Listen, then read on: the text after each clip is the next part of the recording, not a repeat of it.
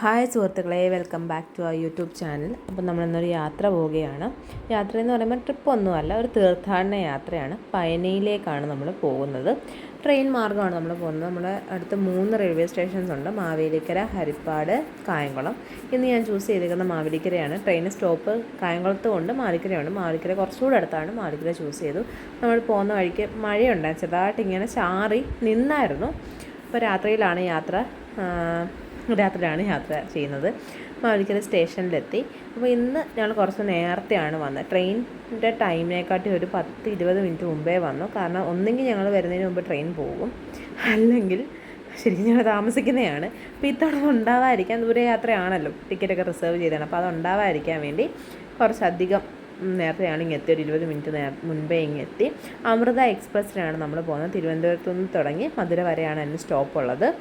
അപ്പോൾ എൻ്റെ ഇടയ്ക്ക് കണ്ടൊരു പൂ ഞാനിങ്ങനെ പിരിച്ച് വെച്ച് വീഡിയോ എടുക്കുകയാണ്. വേറെ പരിപാടിയൊന്നുമില്ല, വെറുതെ ഇങ്ങനെ നിൽക്കുകയാണ്. ലാസ്റ്റ് ട്രെയിൻ വന്നു. 20 മിനിറ്റ് മുമ്പേ ഞങ്ങൾ വന്നായിരുന്നു.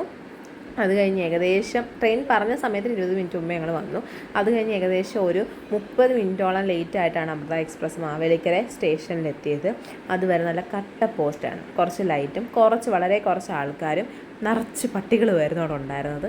പട്ടിയുടെ കടി കിട്ടുമെന്നൊക്കെ പ്രതീക്ഷിച്ചു, പക്ഷേ കടിയൊന്നും കിട്ടാതെ ഞങ്ങൾ രക്ഷപ്പെട്ടു. അപ്പോൾ ട്രെയിനിലേക്ക് കയറുകയാണ്.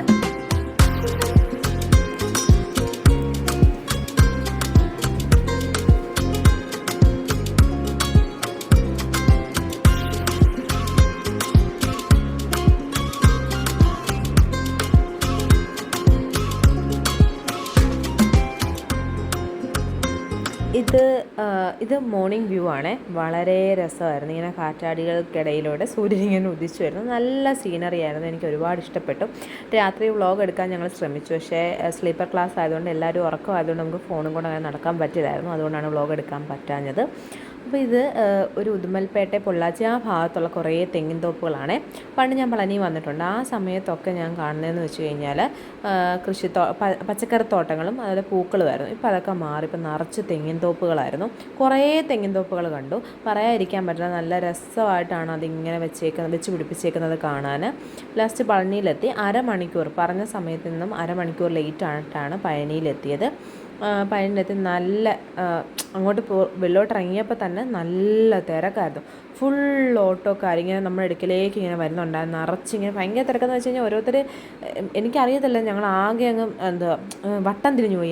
എന്ത് ചെയ്യണമെന്നറിയാതെ കുറച്ചേരം നോക്കി തിരക്ക് കണ്ടിട്ട് ലാസ്റ്റ് ഒരു ഓട്ടോ കിട്ടി. ഏകദേശം 100 രൂപയാണ് ഇവിടെ നിന്ന് ദണ്ഡായുധപാണി നിലയത്തിലേക്ക് അവർ പറഞ്ഞത്.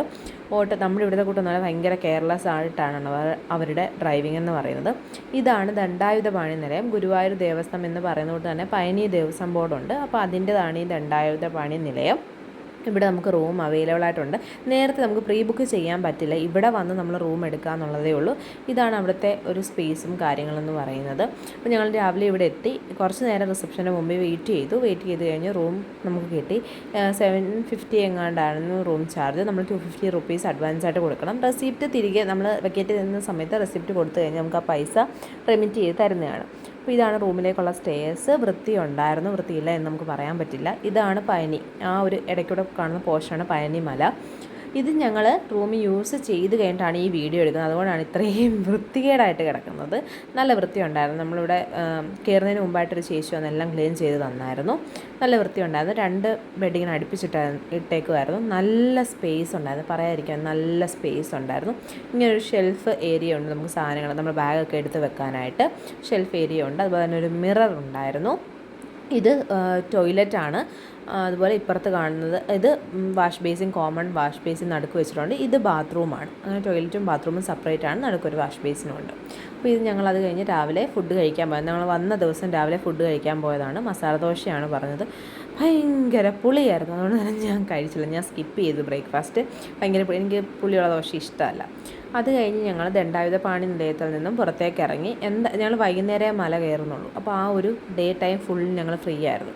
അപ്പം കരുതി എന്തായാലും പഴനി വരെ വന്നതാണ്, കുറച്ച് കാര്യങ്ങളൊക്കെ കണ്ട് കളയാമെന്നുള്ള രീതിയിൽ ഞങ്ങൾ ചുമ്മാ വെളിയിലേക്ക് ഇറങ്ങി. ഭയങ്കര വെയിലായിരുന്നു. ലാസ്റ്റ് വെയിൽ സഹിക്കാൻ വയ്യാതെ ഞങ്ങൾ ഓട്ടോയിലേക്ക് കയറി. അപ്പോൾ യൂട്യൂബിലൊക്കെ കണ്ടതാണ് ഈ മന്ത്രി സിൽക്സ് എന്ന് പറയുന്നൊരു കട. അവിടെ വരെ ഒന്ന് പോകണമെന്നൊരാഗ്രഹം ഉണ്ടായിരുന്നു. ഓട്ടോയിൽ കയറി ഓട്ടോക്കാരനോട് പറഞ്ഞു. അയാൾ ഏകദേശം 100 രൂപയാണ് അതിനും വാങ്ങിച്ചത്. 100 രൂപയാണ് ഇവിടുത്തെ കണക്കെന്ന് തോന്നുന്നു. 100 രൂപയാണ് വാങ്ങിച്ചത്. നല്ല വെയിലുണ്ടായിരുന്നു, ഒരു തരത്തിൽ ഒരു രക്ഷയില്ലാത്ത വെയിലായിരുന്നു. കുതിരവണ്ടി അതിൻ്റെ ഇടയ്ക്ക് പോകുന്നുണ്ട്. ഇവിടെ മിക്കയിടത്തും കുതിരവണ്ടികൾ കുറേ കാണാം.